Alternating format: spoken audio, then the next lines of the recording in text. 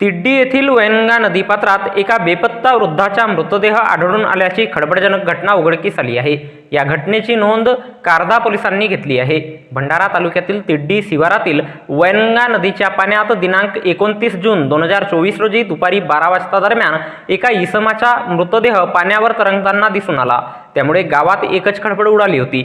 हिरामन ताराचंद खोबरे वय 88 वर्षे, राहणार तिड्डी असे मृतकाचे नाव आहे। हिरामन खोबरे याला दारूचे व्यसन जडले होते।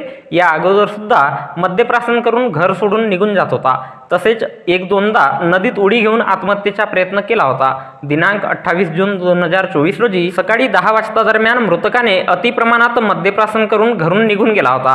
कुटुंबियांनी त्याचा शोध घेण्याचा प्रयत्न केला, मात्र आढळून आला नाही। अखेर दिनांक 29 जून 2024 रोजी दुपारी 12 वाजता दरम्यान तिड्डी शिवारातील वैनगंगा नदीपात्रात त्याचा मृतदेह पाण्यावर तरंगताना दिसून आला। याची माहिती कारधा पोलिसांना मिळताच त्यांनी घटनास्थळ गाठून घटनेचा पंचनामा केला आणि मृतदेह शवविच्छेदनाकरिता पाठविण्यात आले। या प्रकरणी रत्नाकर हिरामन खोबरे वय 53 वर्षे यांच्या तक्रारीवरून कारधा पोलिसात मर्ग दाखल करण्यात आला असून या घटनेचा पुढील तपास पोलीस हवालदार केंद्रे हे करीत आहेत। तर याबद्दलची माहिती भंडारा जिल्हा पोलीस दलाच्या वतीने दिनांक 30 जून 2024 रोजी रविवारला एका प्रसिद्धी पत्रकाच्या माध्यमातून देण्यात आली आहे।